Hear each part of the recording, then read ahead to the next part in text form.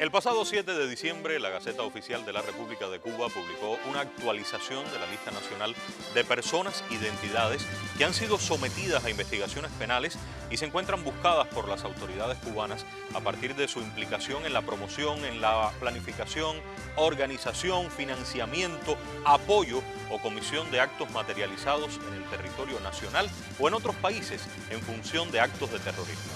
¿Qué importancia tiene esta publicación? ¿Cuáles son las implicaciones reales? ¿Cuál es su validez? ¿Cuál es su efectividad? Hoy nos acompañan autoridades de los Ministerios del Interior y de Justicia y de la Fiscalía General de la República para encontrar todas esas respuestas. Ya comenzamos esta emisión especial de Hacemos Cuba.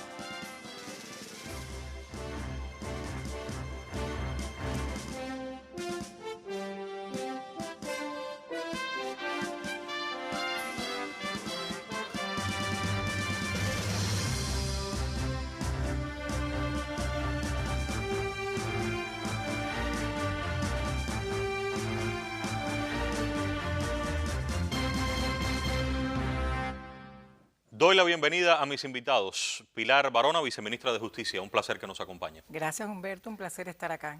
El vicefiscal general de la República, Marcos Caraballo de la Rosa. Saludos, Humberto, gracias por la oportunidad. Y también el teniente coronel Francisco Estrada, jefe de departamento en el órgano de instrucción de la seguridad del Estado. Teniente coronel.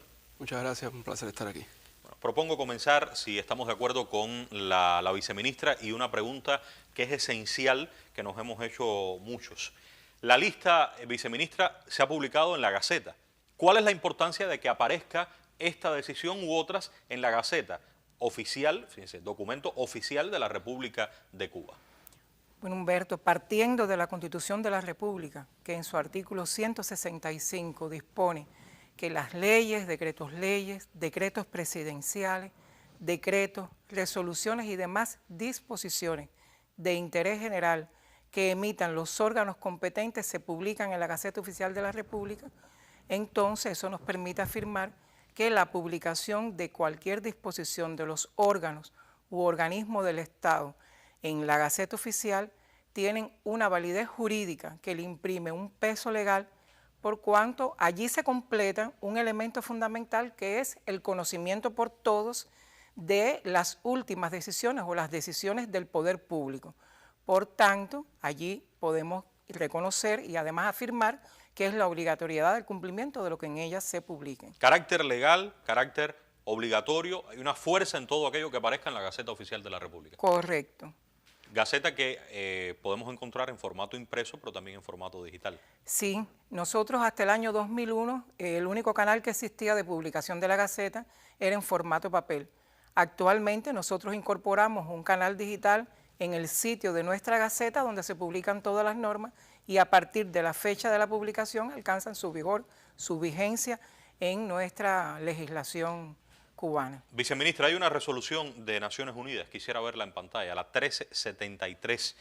Esta resolución tiene pautas muy claras que dicta a los estados, a la comunidad internacional en materia de el combate, de la lucha contra el terrorismo. Yo quisiera dejar abierto este asunto, este tema, y al final del programa regresar con usted y explicar lo que implica para los estados la asunción de esta resolución, reitero, año 2001, 1373 de la ONU. ¿Estamos de acuerdo? Correcto, de acuerdo. Vamos entonces con el vicefiscal y con el teniente coronel. Quisiera explicar las implicaciones de la lista desde ejemplos. Y voy a poner un primer ejemplo, vamos con las imágenes, por favor, de inmediato. Finales de los años 90, teniente coronel, ¿qué es lo que vamos a ver aquí?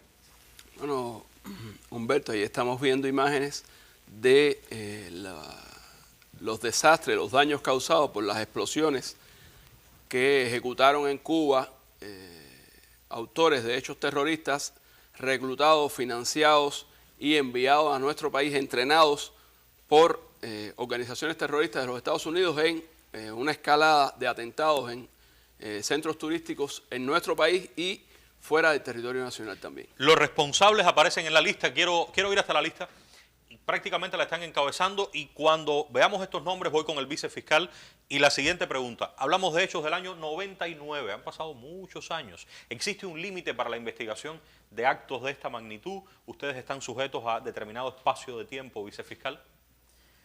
Bueno, bien, Humberto, en estos casos tan graves delito de terrorismo, delito condenado, repudiado, sancionado por la legislación internacional, por el derecho internacional, repudiado por la comunidad internacional, no existe término, tiempo para ejecutar ni la investigación, ni el ejercicio de la acción penal, ni la imposición de la sanción.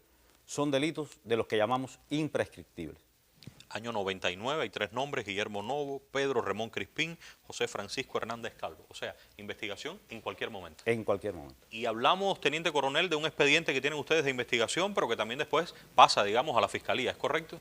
Estos fueron esas causas a las que hace referencia la lista, fueron en su momento los expedientes, primero expedientes investigativos, cuando no se tenían a los autores, y después expedientes de fase preparatoria, que nuestro órgano procesó y una vez concluido con todo el material probatorio demostrativo de la participación en diferentes circunstancias de cada una de estas personas, se le puso a disposición de la Fiscalía General de la República. ¿Fiscal? ¿Vicefiscal? Sí, como explica el teniente coronel, estos son procesos investigativos que ejecuta, organiza, planifican los órganos de investigación del Ministerio del Interior, pero que le corresponde a la Fiscalía, como parte de su misión constitucional, el control de esa investigación. Control de la investigación que va dirigido no solo a garantizar que se respeten derechos, garantías de todas las personas que intervienen en el proceso, sino también a la obtención del material probatorio, a garantizar el esclarecimiento de los hechos de sus responsables para posteriormente poder ejercer la acción penal ante los tribunales correspondientes. Queda clara una idea: en cualquier momento se puede investigar, no hay una prescripción del tiempo, pero quisiera venir un poco más acá, llegar hasta otro punto de la lista. Si pudiéramos ir a los números 43 y 44 concretamente de la lista y ver qué es lo que está planteando. Dice: expediente año 2020, iniciado por promover, organizar y financiar la realización de hechos de sabotajes en el sistema electroenergético nacional y otras entidades ubicadas en Cuba. 2 nombres: Iván Leiva Basulto y Jorge Luis Fernández Figueras. Grabemos estos nombres: Leiva Basulto, los apellidos, Fernández Figueras. Traigo un material que fue objeto de denuncia en su momento. Vamos a recordar, porque creo que a través de ejemplos pudiéramos entender. La lista es muy larga y hemos seleccionado algunos para poder recordar hasta qué punto Cuba cuenta con pruebas y oportunamente realizó la denuncia de estos elementos que aparecen en la lista. Veamos. Se trata del terrorista Jorge Luis Fernández Figueras, también cubano radicado en el sur de la Florida, miembro de una organización autodenominada Lobos Solitarios, y quien ya desde 2017 había sido circulado en Cuba por su autoría en hechos de sabotaje.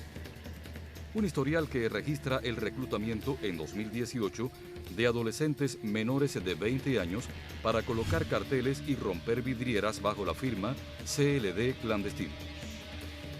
Todo comenzó desde el mes de abril, que comencé hablando con Jorge Luis Fernández, donde él me dice que pasé algunos trabajos en Cuba, a lo que yo le digo que no. Luego de esto me vuelvo a contactar con él en el mes de julio, y me dice que para arreglar papeles con fotos de la familia del dirigente de Cuba, en la calle San Rafael, Centro Habana, para que la gente dijera que como que era parte del pueblo. Mira esto, dispones de 3,5. Ajá. De 3,5. Ajá. Clávate, Sí. búscate un clave extranjero. Te estoy hablando de línea extranjera. No te estoy hablando de esto, ¿entiendes? Porque esto no puede parar. Después, en el mes de diciembre, puse 5 carteles alrededor de las 9 de la noche por ahí, en regla, dentro de un derrumbe y todo eso. Recibí por esto 80 CUC. Tenía la idea de incendiar una tienda que vendían tabaco y eso, ahí en La Habana Vieja. La idea esta me la da a mí Jorge Fernández Figueras. Él me dijo que si todo salía bien, él me iba a mandar más dinero, pero 100, 500 dólares, si eso salía mejor. Pero para eso tenía que darle candela a la tienda esa.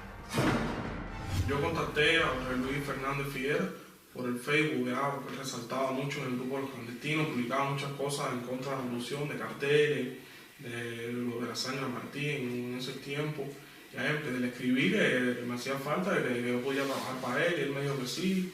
Empezó a indicarme. Otra cosa que me indicaba hacer era meter candela en instituciones, cosas del Estado, guagua del Estado, carro, en verduta del Estado, cualquier cosa que sea del Estado. Entonces fue algo del museo que me dijo que era meterle candela en Santiago de Cuba, lo que no recuerdo el nombre, que me mandó la foto y todo cómo era, lo que yo nunca le dije que sí. Junto al terrorista cubano residente en Estados Unidos, Iván Leiva Basulto, Jorge Luis Fernández Figueras ya había organizado y financiado en el año 2017 la quema de un almacén de la Organización Básica Eléctrica, un joven club de computación, la consulta médica de un policlínico y un aula de preuniversitario en el municipio habanero de San Miguel del Padrón. En el año 2019, las autoridades cubanas detuvieron a un ciudadano de la isla que había trabajado en el Despacho Nacional de Carga de la Unión Eléctrica. Durante sus últimos meses de labor, había acopiado información sobre el Sistema Eléctrico Nacional, su operatorio, sistemas de comunicación y esquema de redes. Y recibí una llamada de una persona que me propuso que le brindara información durante el tiempo que yo trabajé en el Despacho Nacional de Carga. Yo tenía información de hace año y medio atrás, cuando trabajaba en el despacho, que la tenía conmigo en un USB allá en España, y se la entregué a esa persona. Además me hizo preguntas sobre el Sistema Electroenergético Nacional, sobre el funcionamiento del despacho. Por ejemplo, si el Despacho Nacional se quedaba sin energía, ¿qué daño eso podría representar para el sistema? Me preguntó si yo conocía personas que trabajaran en la radio, bueno, en los medios de difusión masiva, porque planes de ellos eran atentar contra el Sistema Electroenergético Nacional y como dar una información para crear un caos, ¿no? Estamos hablando de hechos de un alto impacto. Pasados años volvemos a ver esto y sigue, sin dudas, impactando. Artículo 149, Código Penal, vicefiscal, delitos de terrorismo. ¿Existe alguna duda de que estos hechos aquí descritos pueden asociarse a estas formulaciones del Código Penal?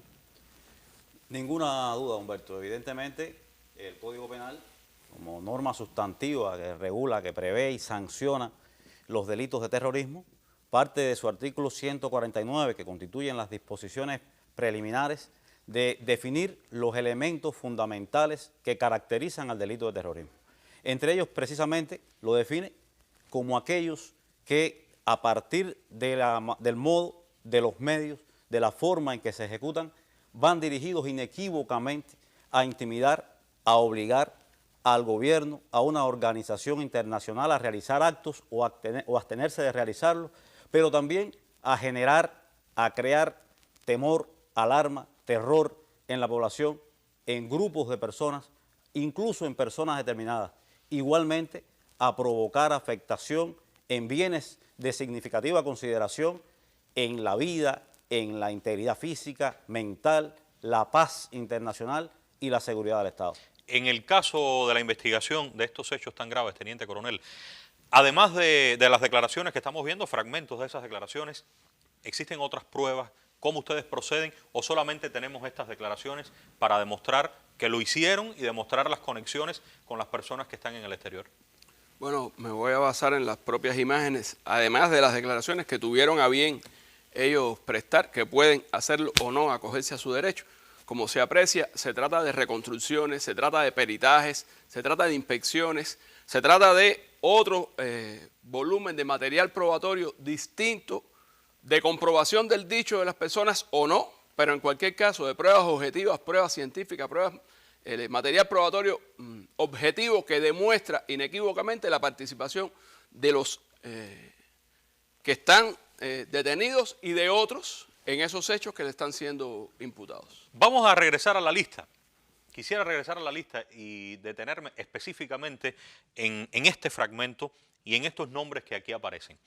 ¿Y por qué voy a hacerlo? Quisiera, vicefiscal, teniente coronel, sus opiniones. Dice la lista que hay un expediente investigativo del año 2021 que está iniciado por incitar a la realización de actos, de acciones que afectan el orden social en Cuba mediante actos violentos contra funcionarios públicos y el normal funcionamiento de entidades socioeconómicas, así como promover la agresión armada contra Cuba. Y están estos nombres: Alexander Otaola, Orlando Gutiérrez Boronat, Eliezer Ávila, Liudmila Santiesteban, Manuel Milanés, Alain Lambert, Jorge Ramón Batista y Eduardo Arias León. Estas personas, sobre todo algunos nombres aquí, esencialmente tienen plataformas a través de las tecnologías de la comunicación en la cual realizan actos de incitación y en algunos casos se está hablando de el ejercicio de la libertad de expresión. O sea, que lo que ellos hacen responde al ejercicio de su libertad o su derecho a la libertad de expresión y que no tiene nada que ver con actos de terrorismo. Mi pregunta concreta ¿es libertad de expresión o son actos de terrorismo? ¿Merecen o no estar en esta lista que denomina a personas así con esa categoría de terroristas, vicefiscal? Bueno, indudablemente, Humberto, nosotros no tenemos ninguna duda del derecho que tienen todas las personas a expresarse libremente. Pero hay que tener en cuenta que ese derecho no es absoluto, no puede ser absoluto. El artículo 45 de nuestra Constitución, al que hemos hecho referencia en diversas ocasiones, establece precisamente los límites a ese derecho o al ejercicio de cualquier derecho. En primer lugar, el respeto al derecho de los demás. No puedes ejercer un derecho si violentas el derecho de los demás porque se produce un conflicto. El respeto también a la seguridad colectiva, al bienestar general, a la Constitución, al orden público y al resto del ordenamiento jurídico. Pero si además de esos límites que se establecen en la Constitución, lo que se expresa en las nuevas tecnologías de la información o por cualquier medio, por cualquier vía, además de estos elementos, también constituyen hechos delictivos, entonces no hay ninguna duda que el uso de esas tecnologías, de esas modernas tecnologías, de esas y otras que puedan venir, se convierten también en un nuevo escenario para cometer hechos delictivos, para cometer hechos terroristas y violentos.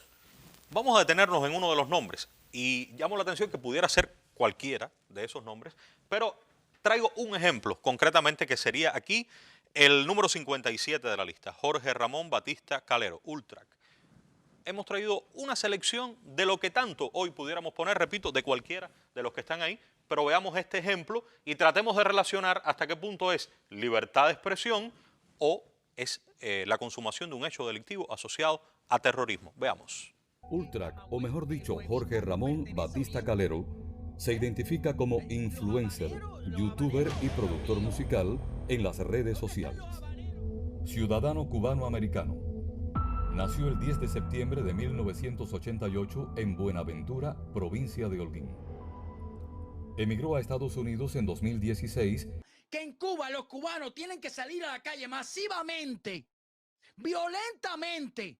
No hay forma alguna pacífica o legal de que ustedes salgan del comunismo. No hay, no la hay.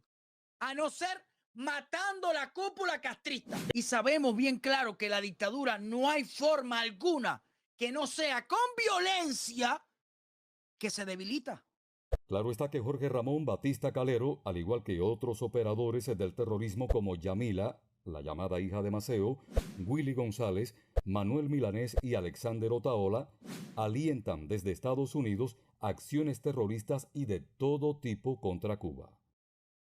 Teniente Coronel, estos nombres y otros, porque hay que decir que la lista no agota, además, todas aquellas personas que ahora mismo pudieran estar vinculándose a acciones terroristas contra Cuba. Estos nombres, independientemente de la imaginación o el deseo de alguien, concretamente suenan una y otra vez en las investigaciones que ustedes hacen de personas que cometen actos terroristas en Cuba.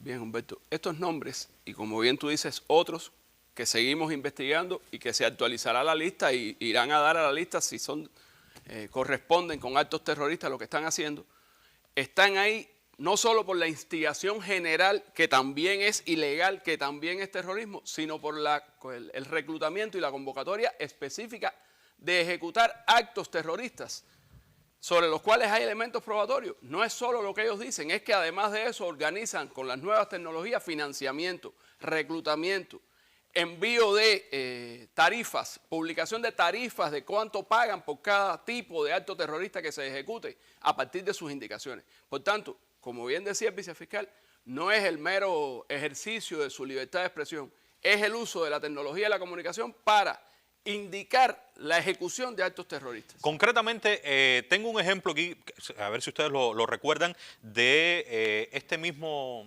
personaje la creación de un grupo de Telegram y la convocatoria en ese grupo de Telegram de Ultrac. ¿Usted recuerda eso? ¿Se investigó también? Sí, en su momento se investigó y era a lo que me refería. Cómo el uso de las nuevas tecnologías, de las comunicaciones y otras vías para ir reclutando personas, atrayendo personas, incitando a las personas e indicándole ejecutar actos de terrorismo. ¿Cuánto pueden convocar a través de un grupo de Telegram? ¿Qué puede materializarse en materia de actos de terrorismo? Traigo un solo ejemplo de lo que ocurrió hace algún tiempo y denunciamos también oportunamente. Veamos. Empecé viendo las directas de Ultra en Facebook y en YouTube, que él las ponía. Hubo un día que dijo en una de las directas que había creado un grupo de Telegram. Yo las demás provincias yo las creé y al yo ser el creador, todo lo que Ultra transmitía en su grupo, yo lo transmitía a las provincias. Empezaron a salir links de diferentes partes de las provincias, La Habana, Mayabeque, Pinizas, Cienfuegos, de todos los lugares de las provincias. Yo en eso me incluyo el de Cienfuegos. Yo creé el grupo de Cienfuegos. Yo me identificaba con el usuario Némesis.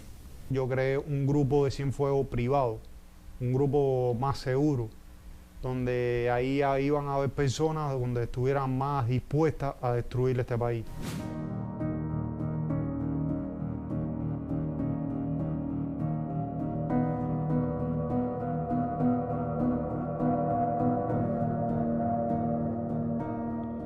En el grupo las orientaciones que se daban era que, aparte de que todo el mundo se organizara, primero era manifestarse, ya después cuando, como dije, cuando iba aumentando el grupo, las orientaciones eran acabar con todo lo que fuera del gobierno. Meterle candela a las tiendas de tabaco, eso es terrorismo prácticamente.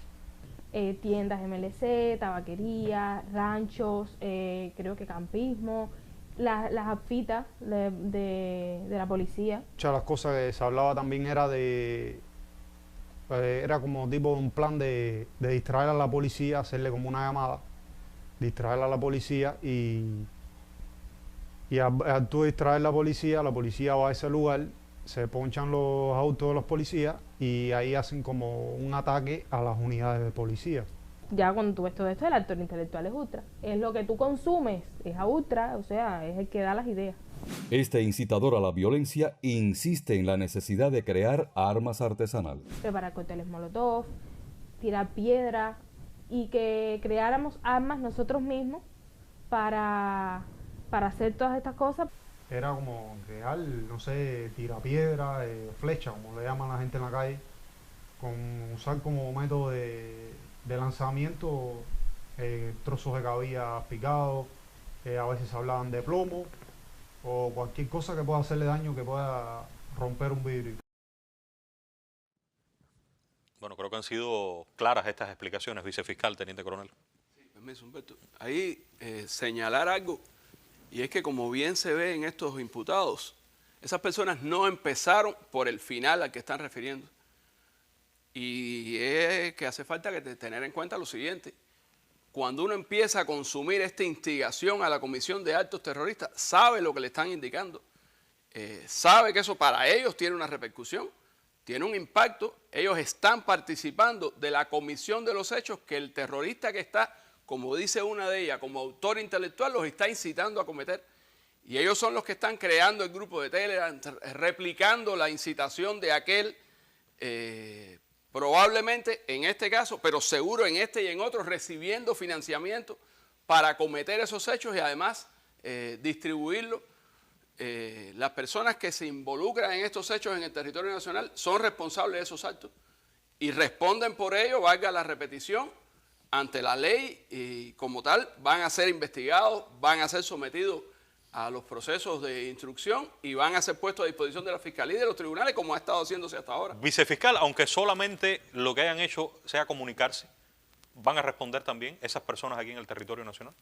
Bueno, Humberto, entrando en el articulado del Código Penal, yo creo que antes de ver los elementos sustantivos que habíamos hecho referencia al artículo 151, 152, que son muy importantes. ¿Del Código Penal? Del Código Penal. Tenemos que darle una mirada al artículo 20 del propio Código Penal, parte general del Código Penal. Ahí se establece y se exige la responsabilidad penal no solo a autores, sino también, además de los autores, a partícipes y a cómplices. Por tanto, responden de terrorismo todas aquellas personas, no solo los que de manera directa ejecuten los hechos, sino también aquellos que planifican, organizan el plan y su ejecución, también aquellos que determinan a otros penalmente responsables, los que los cometen de manera conjunta, los que organizan, alientan, dan consejos, dan información. Por tanto, fíjense que hay una amplia gama de circunstancias que determinan la intervención en los delitos. Si eso fuera poco, la regulación que hace el Código Penal, que no lo es, está entonces el artículo 21, que tiene que ver con que en este tipo de delitos, delitos donde los tratados internacionales lo prevean o delitos que afecten a la humanidad como uno de los bienes jurídicos relevantes, importantes, que se protege también con esta objetividad jurídica, se considera autores a todos aquellos que intervienen en cualquier forma de ejecución de los delitos. Por tanto, no son cómplices, no son partícipes, son autores todos aquellos que de alguna manera aportan, contribuyen, aportan alguna acción, ya sea solo la comunicación, el contacto, la propuesta, porque también es un hecho delictivo, o sea, una modalidad delictiva que tiene una construcción de delitos de peligro. O sea, no basta, no es suficiente, o sea, basta con que se ponga en peligro el bien jurídico. Basta con que se cause una afectación potencial, aunque no se produzca el resultado concreto para que sea punible. La mayoría de las modalidades que se regulan en el Código Penal por terrorismo tienen estas características, delitos de peligro, con independencia de que por eso mismo también son punibles los actos preparatorios. Sí, pero vicefiscal, creo importante lo que usted ha dicho, pero llamo la atención que algunos de estos hechos sí se consuman. Estamos hablando que en algunos casos sí hay un resultado. Hace pocos días se mostraba la continuidad de una denuncia que realizábamos el año anterior. Se mostraba en televisión la realización del juicio oral y público contra los autores de estos hechos. Y yo propongo recordar, porque después de recordar un poco el testimonio que poníamos en televisión el año pasado, pudiera entrar en otras preguntas que tienen que ver con ya las implicaciones a los que sí llegan efectivamente a consumar los hechos. Y me pregunto, y los que están fuera del país, ¿cuáles son las implicaciones de esta lista para las personas que no están efectivamente en Cuba? Vamos a recordar este ejemplo y qué fue lo que dijo su autor. Yo comencé un día a navegar por las redes, tenía curiosidad de las cosas que ocurrían en las redes sociales. Entonces, ahí interactué con una persona llamada Willy González. Esta persona comenzó a hablarme cosas en contra del sistema. Entonces se me orientó que conociera a través de las mismas redes sociales a Alfredo González, más conocido como el Lobo.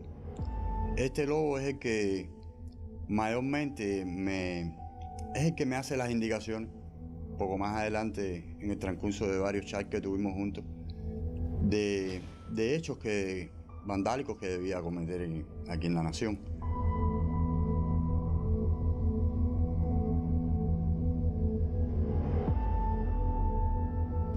Se me indicó que buscara entidades estatales, organizaciones de masa, unidades aisladas de la PNR, tribunales, bufetes colectivos y cosas así por el estilo.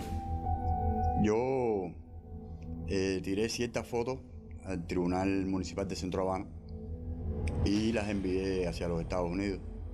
Allí fue elaborado un plan, un presupuesto de cómo se debían ejecutar los hechos también. Lancé 2 cócteles Molotov al Tribunal Municipal de Centro Habana y ellos quedaron muy satisfechos con ese trabajo.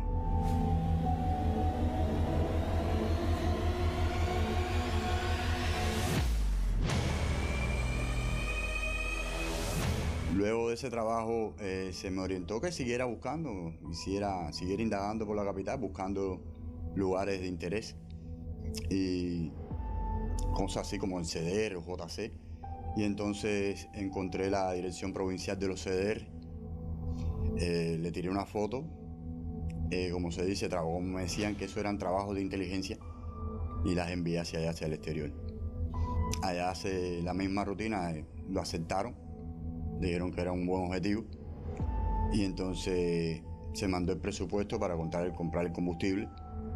Yo preparé los cócteles Molotov y lo ejecuté el hecho.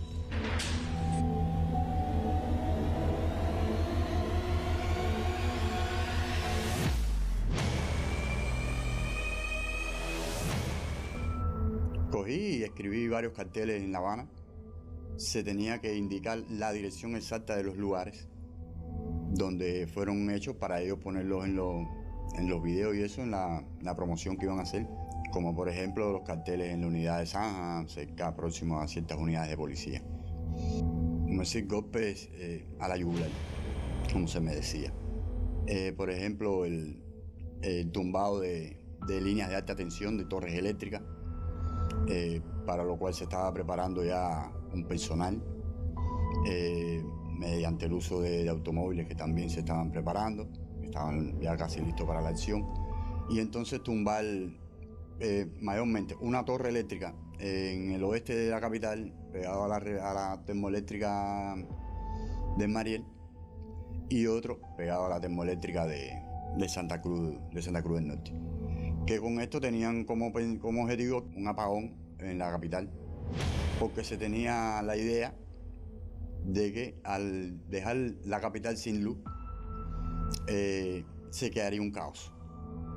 No funcionarían los cajeros electrónicos, las entidades bancarias, no funcionarían los medios de transporte, las personas no irían a trabajar, se quedarían sin fluido eléctrico los frigoríficos con la alimentación, y entonces se estaba en esos preparativos. También se estaba preparando golpes contra los parques fotovoltaicos.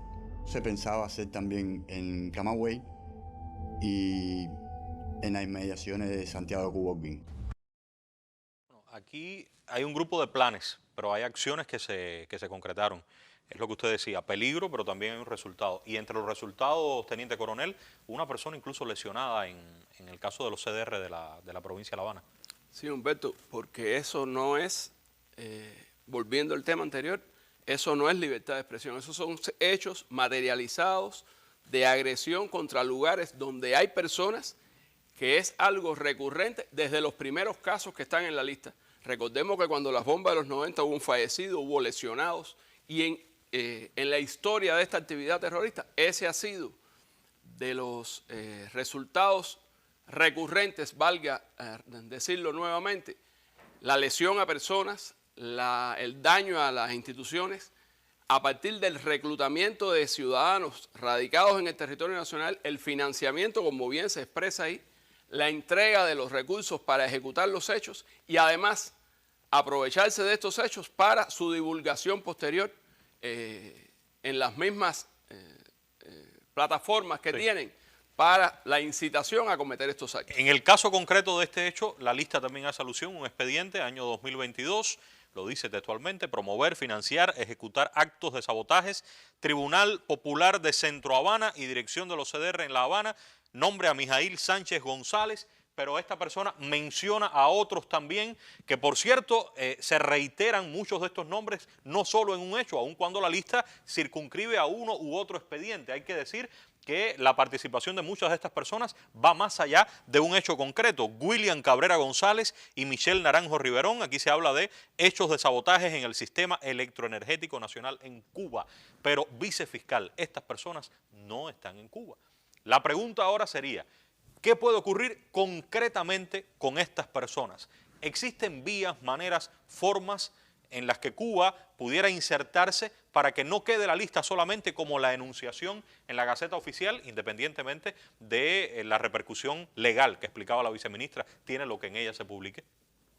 Sí, Humberto, igualmente nosotros hemos dicho en otros momentos que la legislación penal cubana, tanto el Código Penal como la Ley del Proceso Penal, también recientemente aprobada, son normas modernas, normas que se nutren de los elementos más modernos también desde el punto de vista internacional para la prevención y el enfrentamiento al delito. Y no solo son normas que dan una importante garantía de seguridad para las personas, respetando sus derechos.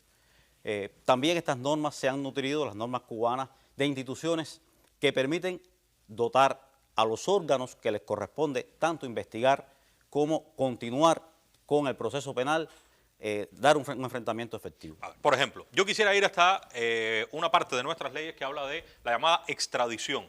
Quisiera mostrarla, artículo 720 concretamente. Mi pregunta es, ¿Cuba puede solicitar la extradición desde el país donde se encuentra alguna de esas personas hacia territorio nacional, sí o no? Bueno, indiscutiblemente, uno de los elementos a los que estaba ahí precisamente iba a hacer referencia es a la extradición que forma parte de la cooperación penal internacional. La extradición es uno de los actos, un acto importante de la cooperación penal internacional que regula la legislación penal cubana. Por tanto, a partir de lo que establece la ley, de los requisitos establecidos, o sea, el cumplimiento de nuestra propia normativa, los tratados internacionales y también el principio de reciprocidad, es perfectamente posible que las autoridades penales cubanas puedan, en materia de cooperación penal internacional, solicitar a autoridades penales de otros países la extradición de alguna de las personas que ha cometido hechos delictivos y no se encuentra en Cuba. Entre los requisitos establecidos, por supuesto, están, en el caso de Cuba, la autoridad central para ejecutarlo es el ministro de Justicia. O sea, que tiene que el ministro de Justicia participar en este proceso. Correcto. La asistencia penal internacional, estaba revisando aquí en la ley, ¿qué es? Porque no solo la extradición, también se puede solicitar asistencia en asuntos específicos en función de esta lista de La legislación cubana también prevé otros actos de cooperación penal internacional. La asistencia penal internacional, el traslado de personas y el traslado de sancionados, pero correctamente la asistencia penal internacional, que es un método muy efectivo porque también le da posibilidades al resto de las autoridades que intervienen en el proceso penal, aunque no sea la autoridad central, estamos hablando de la Fiscalía General de la República, del Tribunal Supremo Popular, a hacer acciones concretas de asistencia penal internacional, también con autoridades penales de otros territorios. Entre los elementos fundamentales de la asistencia están las investigaciones conjuntas, la ocupación de fondos, la ocupación preventiva de bienes, la realización de diligencias en el exterior del país, la toma de declaraciones, entre otras muy diversas que garantizan también que ese enfrentamiento, cuando rebasa las fronteras del ámbito nacional, pueda ser efectivo. ¿Hay ejemplos de que esto ocurra, que se materialice? Hay muchos ejemplos en diversos procesos penales que hemos tenido en algunos momentos en tramitación, incluso en procesos penales que tenemos en tramitación en estos momentos. Hay ejemplos concretos de personas que estaban en otros países, que habían delinquido en Cuba y que hemos logrado que en estos momentos se encuentren en el país esperando o sometidos a los procesos legales correspondientes. ¿Hay ejemplos recientes? Ejemplos muy recientes. ¿De cooperación de otros países con Cuba para asuntos de este tipo?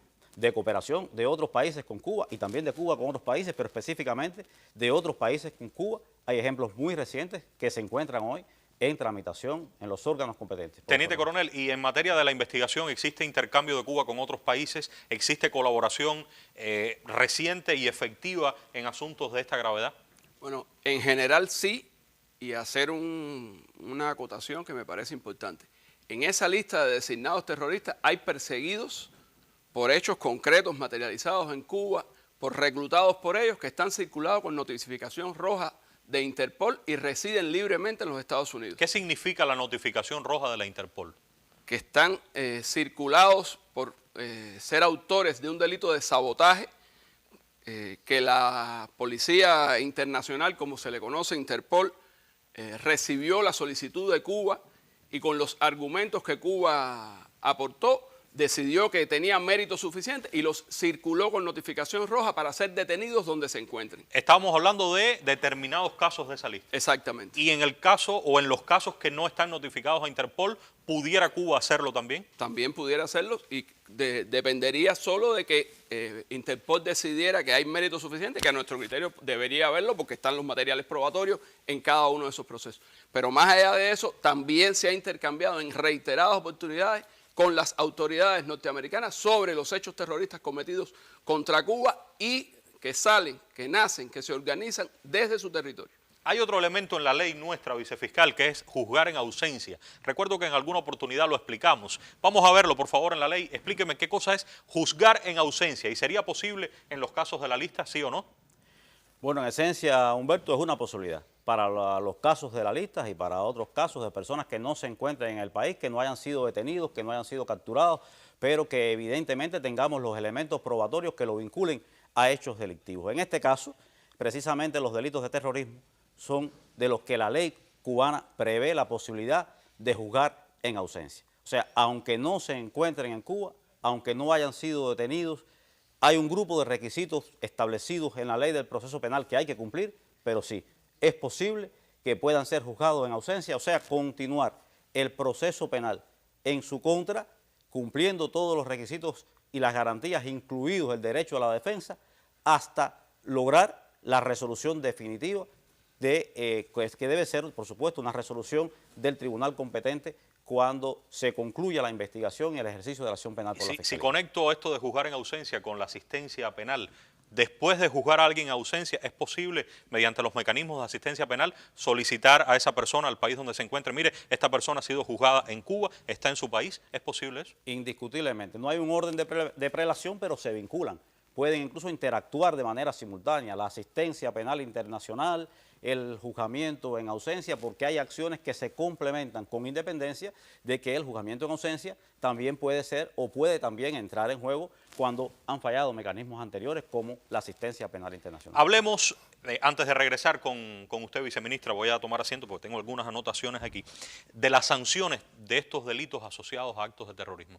¿Cuál es la gama de sanciones? ¿Cuáles son las menores? ¿Hasta dónde llegan? ¿Cuáles son las más graves, vicefiscal? Bueno, hacíamos referencia hace unos instantes a los temas de la configuración de los delitos de peligro.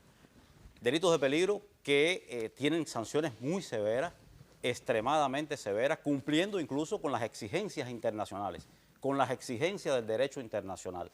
Estamos hablando de rango de sanciones en delitos de peligro incluso de 10 a 30 años de privación de libertad, que es la máxima sanción temporal que se puede imponer por la legislación cubana, pero también delitos que prevén la sanción de privación perpetua de libertad, incluso la muerte. Si se produce el resultado...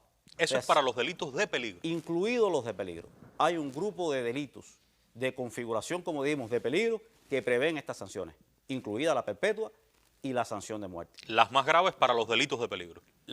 Muy graves, para delitos de peligro incluso. Pero también hay otras modalidades que sus figuras básicas no prevén estas severas sanciones, pero cuando se produce el resultado de muerte, de lesiones, de daños a la infraestructura, entonces esas figuras agravadas también traen aparejadas estas sanciones de privación perpetua de libertad o sanción de muerte que concibe nuestra legislación penal. Quiero regresar con usted, viceministra Pilar, y ver en pantalla la resolución 1373 con la que comenzamos nuevamente del Consejo de Seguridad de las Naciones Unidas. Esta resolución, viceministra, tiene una importancia cardinal porque fíjense, y vamos a detenernos en algunas de las ideas esenciales, dice, reafirmando la condena inequívoca de los ataques terroristas ocurridos en Nueva York, Washington y Pensilvania, 11 de septiembre de 2001, y expresando su determinación de prevenir todos los actos de esa índole. O sea, estamos hablando del Consejo de Seguridad de la ONU año 2001, habían acabado de ocurrir los atentados a las Torres Gemelas en Estados Unidos, regula este tema. Y por lo que entiendo, si esta es la norma internacional que mandata, obliga, conmina a los países a regular y a combatir el tema del terrorismo, le está dando a hechos como estos, viceministra, una importancia tal como la de los propios ataques terroristas ocurridos en los Estados Unidos. Así es, Humberto. Y hay un elemento que creo que es importante señalar con este aspecto. El capítulo 7 de la Carta de Naciones Unidas, además de ser jurídicamente vinculante, que es el que está referido a las acciones en casos de amenazas a la paz, quebrantamiento de la paz o actos de agresión. Allí es importante que además del carácter vinculante que tiene esta norma, a partir de allí se reconoce que todas las resoluciones del Consejo de Seguridad de Naciones Unidas son de obligatorio cumplimiento por todos los estados. Y dentro de los elementos que nosotros debemos expresar, yo creo que es importante un poco hablar de la coherencia de nuestras normas con las normas de Naciones Unidas y con las resoluciones del Consejo de Seguridad de las Naciones Unidas. Cuba es parte y además ha firmado los 19 instrumentos jurídicos universales de Naciones Unidas y del Consejo de Seguridad de Naciones Unidas, dentro de la que se encuentra esta resolución 1373, disculpen, que usted ha hecho mención y que apareció expresamente ahí. Es decir, que estamos autorizados como país en cumplimiento de esa resolución y de nuestro sistema jurídico que nos permite no solo prevenir, sino también perseguir, reprimir y sancionar cualquier persona que haga dentro de nuestro territorio y por supuesto afectando a nuestro país actos de corrupción, de terrorismo y dentro de los fundamentales que se han mencionado, además está demostrado en esa lista que se ha publicado en nuestra Gaceta Oficial contra estas personas que han afectado a nuestro país. Precisamente usted mencionaba, vamos a detenernos ahí en esto que veíamos en pantalla, por favor. Usted mencionaba el artículo o el capítulo 7 de la Carta de las Naciones Unidas y esta resolución plantea que actuando en virtud de ese capítulo decide que todos los estados, y llamo la atención en el carácter vinculante de esta resolución que usted acaba de explicar, que todos los estados deben prevenir y reprimir la financiación de los actos de terrorismo. Pero dice también en el inciso C que los estados deben congelar sin dilación los fondos y demás activos financieros o recursos económicos de las personas que cometan o intenten cometer actos de terrorismo o participen en ellos o faciliten su comisión de las entidades de propiedad o bajo el control directos o indirectos de esas personas y de las personas, entidades que actúen en nombre de esas personas y entidades o bajo sus órdenes, inclusive los fondos obtenidos o derivados de los bienes de propiedad o bajo el control directos o indirectos de esas personas y de las personas y entidades asociadas con ellos. Realmente una formulación vicefiscal amplia, pero creo que es muy clara y muy directa en cuanto a lo que deben hacer los estados en materia de lucha contra el terrorismo. Sí, Humberto, inequívoca y con expresión concreta en nuestra legislación penal. El Código Penal cubano, precisamente, como explicaba la viceministra, es coherente con estas disposiciones de derecho internacional y regula en su articulado instituciones que permiten dar respuesta a estas exigencias.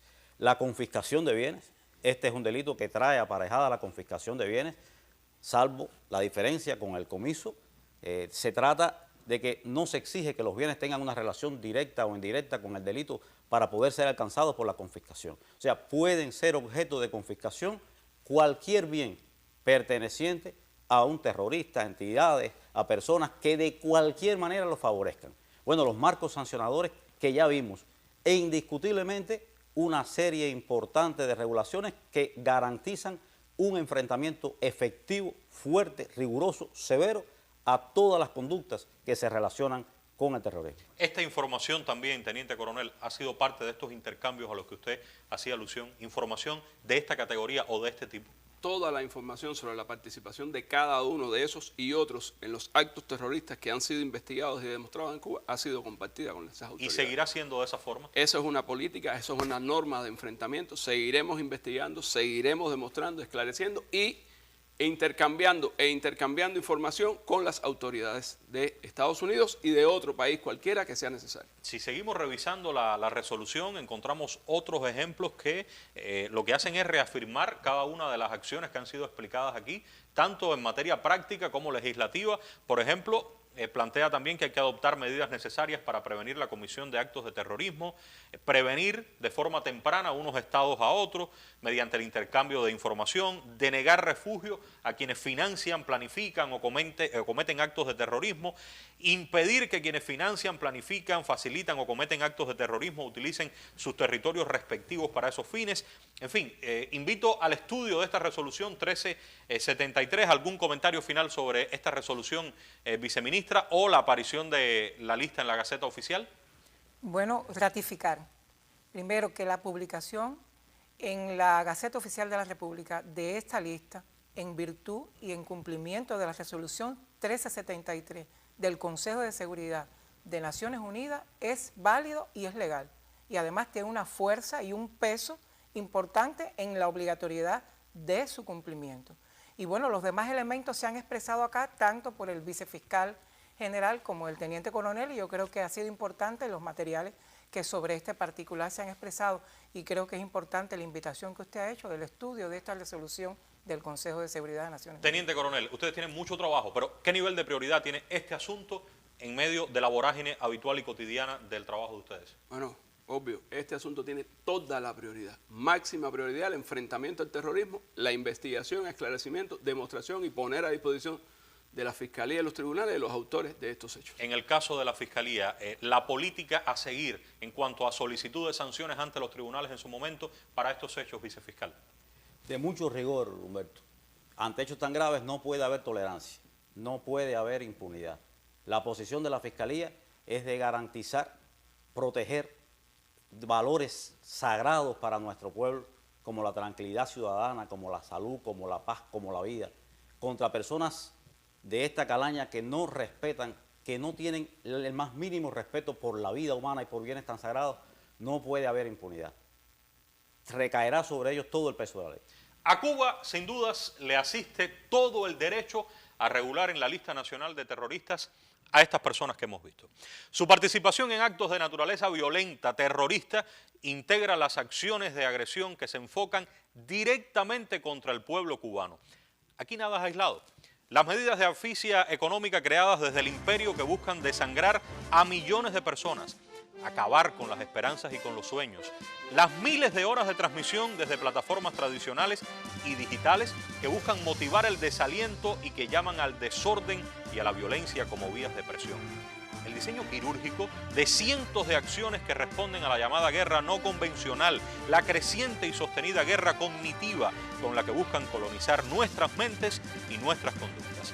Los terroristas y sus cómplices forman parte del propósito común, son enemigos declarados de este pueblo. Merecen por eso una enérgica condena. No esperen el silencio como la respuesta. Seguiremos informando y seguiremos denunciando. Gracias a todos.